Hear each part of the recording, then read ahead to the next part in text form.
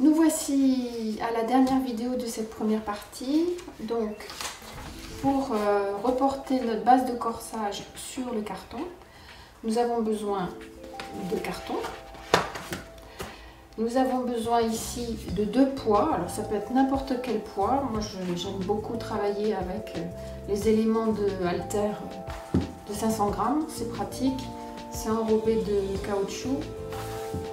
Et on peut faire beaucoup de choses avec. Donc ici j'en ai placé 2 puisque le carton est en rouleau, donc il a tendance à bouger.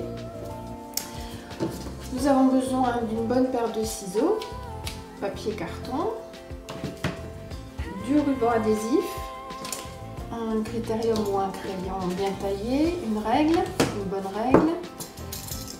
Et nous allons avoir besoin à la fin de quelques... Alors ça c'est une pique à crustacés ou n'importe quel outil qui permette de percer. Il n'y a pas besoin que ce soit beaucoup plus grand ni beaucoup plus cher. Et puis ça, c'est une roulette à patron. Je vous montrerai à quoi ça sert. Dans la boutique du site, vous avez des kits de matériel. Donc vous allez retrouver tous ces matériels en vente dans ma boutique. Si vous n'en trouvez pas près de chez vous, facilement, parce que c'est quand même du matériel un peu spécifique, n'hésitez pas. Je travaille toujours en groupant au maximum pour proposer les meilleurs tarifs. Alors voici donc mes 2 pièces de base, patron de base de corsage en taille 38 que je vais placer donc sur ce carton. Voilà. Et puis je vais simplement mettre quelques morceaux de ruban adhésif pour que ça ne bouge pas. Et maintenant je vais travailler, reporter ces 2 bases. Alors, donc on va caler les ongles. Ici, juste un petit morceau chaque fois.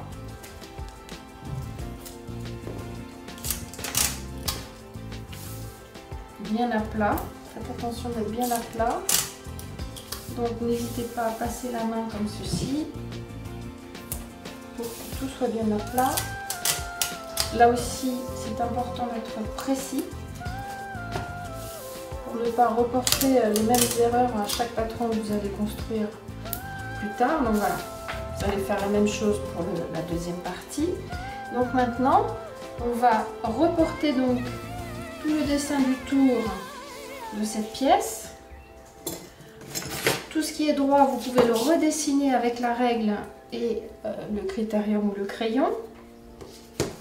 Pour ce qui est en courbe, vous pouvez suivre le papier avec votre crayon ou aussi le redessiner avec le pistolet si vous avez l'habitude d'utiliser le pistolet. Et pour ce qui est des lignes intérieures, nous allons utiliser donc la roulette à patron.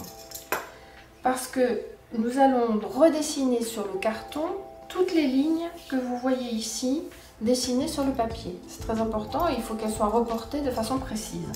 Donc la façon la plus simple et précise, c'est de perforer le papier et d'aller marquer le carton en dessous. Donc là aussi, il faut appuyer moyennement, on ne va pas non plus abîmer la table. Et on va passer sur cette ligne, voilà, en étant sûr de perforer le papier et de marquer le carton. Et on va faire ça tout le long de toutes les lignes. Alors, on peut vérifier en dessous, passer le doigt pour vérifier que vous avez bien marqué le carton. Si jamais vous avez des soucis pour marquer le carton, vous pouvez interposer entre le papier et le carton une feuille de papier carbone avec le côté carbone vers le carton. Le simple fait de passer la roulette, vous aurez des petits points noirs. Ça évitera donc de devoir appuyer trop fort, donc de marquer la table par exemple, ou bien d'être moins précis puisque vous avez dû forcer un peu trop pour marquer ce carton. Une fois que vous aurez tout reporté, on va redessiner toutes ces lignes ici et faire la même chose pour la deuxième partie avant de découper tout autour. À ce stade, j'ai donc fixé mon patron de base sur le carton. J'ai redessiné tout autour, ici, au crayon. J'ai passé la roulette sur les lignes. Et j'ai aussi mis des petits repères là où les lignes croisent les extérieurs du patron. Avant de décoller le patron en papier du carton et de redessiner toutes les lignes à l'identique, je vous conseille de prendre ce petit outil ou tout outil pointu comme ceci. Alors peut-être pas les pointes du ciseau, il faut quand même que ce soit un peu plus fin. Et en passant la main en dessous pour surélever, vous allez perforer ici à chaque fois que vous allez avoir des croisements de lignes. Alors déjà, systématiquement quand vous voyez un petit rond, justement le petit rond c'est une marque de pointage. Le pointage c'est ça, c'est le petit trou, la petite marque sur le tissu, ici, voilà. Et puis également ici au niveau de la carrure. Ce qui fait que quand vous allez retirer, décoller ce patron en papier du carton, vous allez retrouver toutes vos lignes que vous allez pouvoir retracer et les petits trous dans le carton seront les intersections entre les lignes à l'intérieur du patron. Donc ensuite, vous allez tout redessiner et découper autour. Nous voici donc arrivés à l'étape suivante. Ici donc j'ai reporté entièrement ce patron papier de la base de corsage sur le carton. J'ai redessiné toutes les lignes. À chaque fois que j'avais un petit rond ici, j'ai percé avec ma petite pique. Vous voyez ici que la pique traverse. Alors pourquoi on va faire un trou ici? C'est que quand vous allez reporter sur du papier blanc et redessiner la base, en tout cas la partie de la base qui vous intéresse, vous allez pouvoir passer la mine de votre crayon ou de votre critérium et faire un point de repère sur le papier qui va se trouver en dessous. De la même façon, ici vous avez toutes les lignes qui vont intercepter le tour de mon carton. Et donc l'habitude c'est de faire ce qu'on appelle un cran. Alors un cran, qu'est-ce que c'est?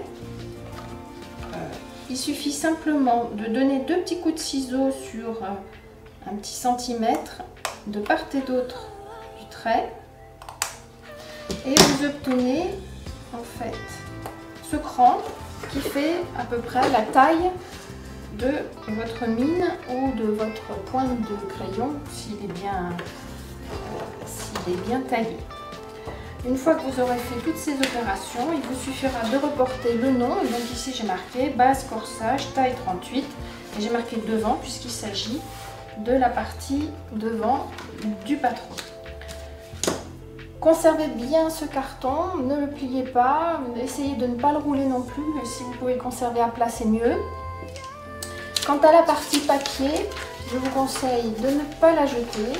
Parce que si un jour, en travaillant, vous renversez votre café sur la base ou qu'elle est trop abîmée pour vraiment travailler confortablement avec, vous pouvez toujours repartir de ce patron papier et redessiner, redécouper cette forme en carton.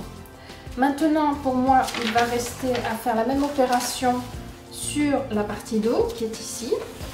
Donc je vais la reporter sur le carton, reporter toutes les lignes, reporter tous les points et découper tout autour.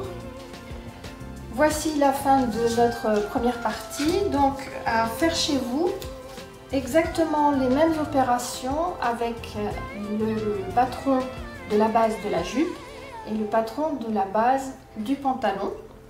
N'oubliez pas, quand vous avez terminé, de m'envoyer des photos que vous avez prises pendant que vous faisiez cette opération chez vous et également votre témoignage, tout ce qui peut me renseigner sur la façon dont vous avez pu faire ça chez vous et savoir quels ont été les points qui vous ont semblé faciles et même les points qui vous ont semblé moins faciles, parce que s'il y a des points un peu plus compliqués qui ont besoin d'être éclaircis, je pourrais rajouter une petite vidéo d'explication sur ce point en particulier. Donc j'attends vos retours et puis on se retrouve pour la deuxième partie du modélisme.